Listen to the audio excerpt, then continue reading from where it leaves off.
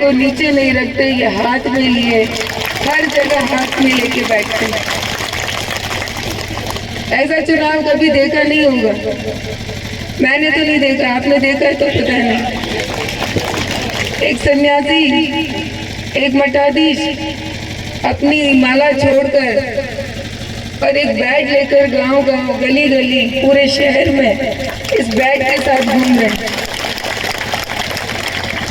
और मैं मानती हूँ कि आज यहाँ जो 36 कौम के बुजुर्ग, माताएं, बहनें, युवा इकट्ठे हुए हैं, तो ये आपका आशीर्वाद है, ये बाप जी का आशीर्वाद है और ये ईश्वरीय शक्ति है कि आज एक जाजम पर बैठे हैं। कि विचार करने की बात है कि ये तपस्वी को बैग लेकर आपके बीच में, सबके बीच में गांव-गांव क्यों घूमना पड़ा? कभी राजनीति में बाप जी ने हिस्सा नहीं लिया, कभी किसी के लिए वोट की बात नहीं की, खुद का वोट जहाँ देना तो दिया, लेकिन आपके बीच में कभी राजनीति की बात करने नहीं आए। ये पहली बार है, क्योंकि जब उन्होंने देखा कि 36 कौम की जनता की भावना के साथ मजाक हुआ है, जब उन्होंने देखा कि आपकी इस बहन के साथ अन्याय हुआ है, जब इन्होंने देखा कि 36 कौम की जनता की जो मन की भावना है वो कुछ और है, तो इन्होंने भी आशीर्वाद दिया कि बेटा आया तू आगे बढ़, हम तेरे साथ। आपके बीच में लगातार 15 सालों से मैं हूँ और आपने देखा 2013 के अंदर जब चुनाव लड़े थे तो कुछ मतों से पीछे रह गए थे, लेकिन उस वक्त आंख में आंसू नहीं आया था, क्योंकि मैंने कहा चुनाव है, हार जीत होती रहती है। गंगाराम जी के साथ कई बुजुर्ग चलते थे, उनकी आंखों में पानी था, कार्यकर्ताओं की आंख में पानी था, लेकिन मैं नहीं रोई। मैंने कहा चुनाव में हार जीत तो होती रहती है, आप मजबूत रहो और मेहनत करेंगे। 2018 के अंदर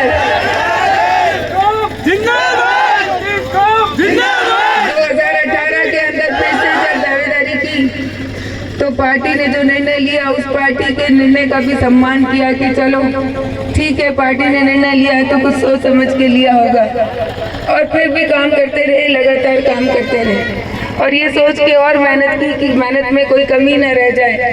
गंगाराम जी की वो बात याद की कि अपनी लकीर छोटी मत, अपनी लकीर बड़ी करो, दूसरे की लकीर छोटी मत करो, इसलिए और मेहनत की। आपके बीच में लगातार हर सुख दुख में आती रही। आपने देखा होगा कि गंगाराम जी के संस्कार आपकी इस बेटी में भी है। लोगों ने बहुत कुछ कहा होगा आपकी इस बेटी के लिए, बहुत कुछ बातें बनाई होगी, लेकिन आपने अपनी इस बेटी के मुंह से कभी किसी के खिलाफ एक शब्द नहीं सुना होगा। कभी नहीं सुना होगा कि आपकी इस बेटी ने किसी को परेशान किया। आपने कभी नहीं सुना होगा कि आपकी इस बेटी ने किसी के साथ भेदभाव किया। कभी नहीं सुना होगा कि 36 कौम में से एक कौम का पक्ष लिया, सबको बराबर लेकर चली, सबका सम्मान किया, जितना हो सकता है सबका भला करने की कोशिश की, अच्छा करने की कोशिश की, कभी किसी का नुकसान नहीं किया, क्योंकि यही संस्कार गंगाराम जी ने दिए थे। इस बार भी जब ये निर्णय हुआ पार्टी का, तब दुख हुआ टिकट कटने का। कुछ लोग बोलते हैं कि आंसू की राजनीति, आंसू की राजनीति नहीं है।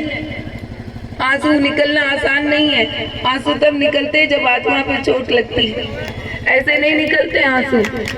चुनाव हारने पे आंसू नहीं निकले थे, आंसू निकले थे जब गंगाराम जी 100 वर्ष के पूरे हुए थे, तब आंसू निकले थे। ये आंसू निकले थे जब इस बार जो पार्टी ने निर्णय लिया। क्यों? क्योंकि बात टिकट कटने की नहीं थी। टिकट कट जाती है, बड़े बड़ों की कट जाती, कईयों की कट जाती, लेकिन जिस तरीके से कटी और जिस तरीके से रामदास जी और गंगाराम जी के परिवार पर उंगली उठी, वो इस आत्मा पे चोट कर गई कि जिनका नाम बढ़ाने आई थी, उनके नाम के, उनके काम पे उंगली उठ गई। और पहला विचार दिमाग में यही आया कि छोड़ो राजनीति, क्या करना इस राजनीति का, सेवा करने आई थी, और अगर नहीं है इस शर्त पे सेवा नहीं करनी है, राजनीति नहीं करनी कि परिवार का नाम दांव पे लग जाए। तो मैंने कहा, पहला विचार यही आया कि संन्यास ले लेती हूँ, छोड़ देती हूँ राजनीति। और मैंने कहा मैं भी भगवा धारण करके बाप जी के चरणों में चली जाती हूँ, जैसा बाप जी कहेंगे वैसा आगे करेंगे। तब 36 गांव की जनता एक जाजम पे इकट्ठी हुई और उन्होंने कहा कि हम तेरे साथ हैं। बाप जी ने कहा कि तू कदम पीछे मत हटा, कि 36 कौम की जनता तेरे साथ है बाया, तू अकेली नहीं है, मैं तेरे साथ हूँ। और आज आपके बीच में इसीलिए आपकी ये बेटी खड़ी है, आपके भरोसे पे खड़ी है, आपके आशीर्वाद के साथ खड़ी है। हालांकि जब ये निर्णय किया और फॉर्म दोबारा भरा था तब भी मन में डर था, क्योंकि राजनीति आजकल दूसरी तरह की हो गई, लोग दूसरी तरह के हो गए। तो मैंने कहा बाप जी आपने आगे तो कर दिया, सबने आगे तो कर दिया, कहीं अकेला तो नहीं छोड़ दोगे। तो बाप जी ने कहा कि बाया चिंता मत कर, जब तक मैं जिंदा हूँ तब तक तेरे साथ हूँ, और मर भी गया तो मेरा आशीर्वाद तेरे साथ है।